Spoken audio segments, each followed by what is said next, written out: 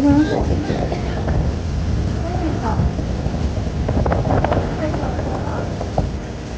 是不是监听的呀？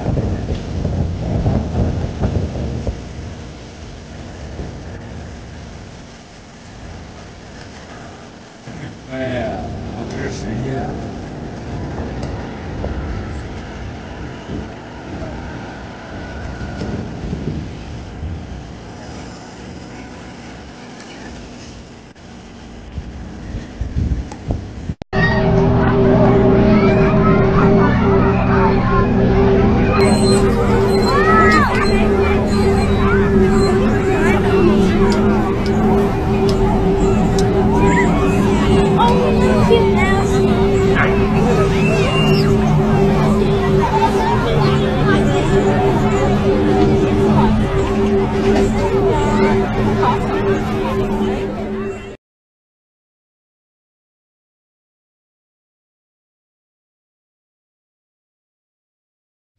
？The strategy that Werner von Braun taught me was that first the Russians are going to be considered to be the enemy. In fact, when I met him in '74, they were the enemy, the identified enemy. We were told that they had killer satellites. We were told that they were coming to get us and control us, the dirty commies, that whole story. First, the Russians were the enemy against whom we're going to build space-based weapons. Then terrorists would be identified, and that was soon to follow. We heard a lot about terrorism. Then we were going to identify third world country crazies. We now call them nations of concern. But he said that would be the third enemy against whom we would be needing to build space-based weapons. And the next enemy was asteroids. Now at this point, he kind of chuckled the first time he said it. Asteroids, against asteroids we're going to build space-based weapons. So it was funny then.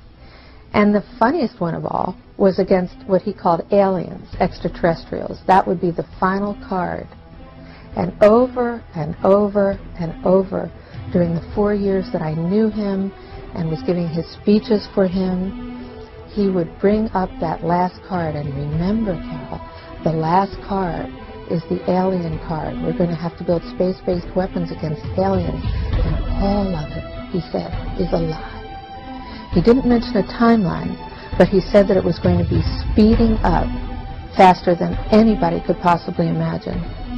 That the effort to put weapons in space was not only based on a lie, but would accelerate past the point of people even understanding it until it was already up there and too late.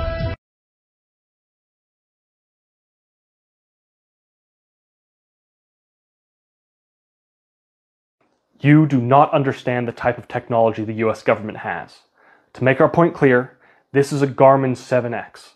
This 2-inch titanium and sapphire puck with a touchscreen, compass, gyroscope, barometer, altimeter, accelerometer, thermometer, and 4 GPS modes is capable of reading your heart rate, breath rate, and blood oxygen level with a 30-day battery life. Now, Garmin spends about $800 million on their research and development. The US government spends $140 billion on their R&D. Now, when the US government invented Gen 3 night vision in the 1980s, do you think they packed down their R&D facilities and called it a day? When the US invented a camera that could see a copy of Pravda in a Soviet citizen's hands from the stratosphere while moving 3 times the speed of sound in the 1960s, more than half a century ago, do you think they stopped researching?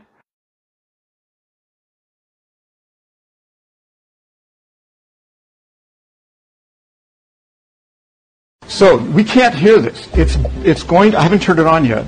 When I do, it's going to blast out a 65 kilohertz beam. Because the wavelength is so small, it doesn't spread. Because 65 kilohertz has a wavelength like that. So it's going to be, in that sense, similar to a laser. It just comes right out as a beam. Now, how do we make that audible? Well, they put a modulation on top of the 65 kilohertz. There's a modulation. And now, here's the next thing I have to tell you. That 65 kilohertz is very high amplitude. It won't hurt you, we don't think. Okay? You certainly can't hear it, and we don't think it'll hurt you. And it's very high amplitude. And what happens when you have 2 sound waves like this, sound plus sound can create sound, but only at high amplitudes. At low amplitudes, sound waves just travel right through each other. You may be sort of familiar with this. But at high amplitude, you can create sound. So what happens in this apparatus is the audio sound, the sound that you're going to hear, is actually created in the beam. not here. And because it's created in the beam and it stays in the beam, we have a beam of sound. So let me demonstrate this for you. Let me turn it on. And I'm going to find the piece of music that we like. Yeah. You may not like it. The Eagles? You like the Eagles? Okay, good. Oh, we have a friendly audience this year. Yeah. I think they're just saying that to make us feel better. Right. All right.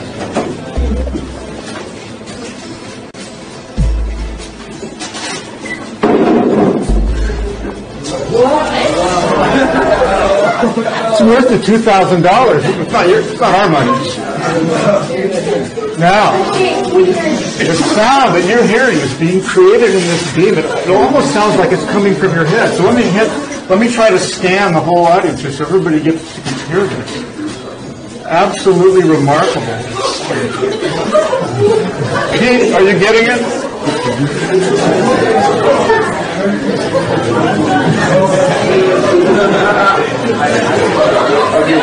Let's try to, one more thing. Let's try to bounce it off the wall. Raise your hand if you can very clearly hear it. I'm going to try to bounce it off the wall. Look at where the hands are raised. It's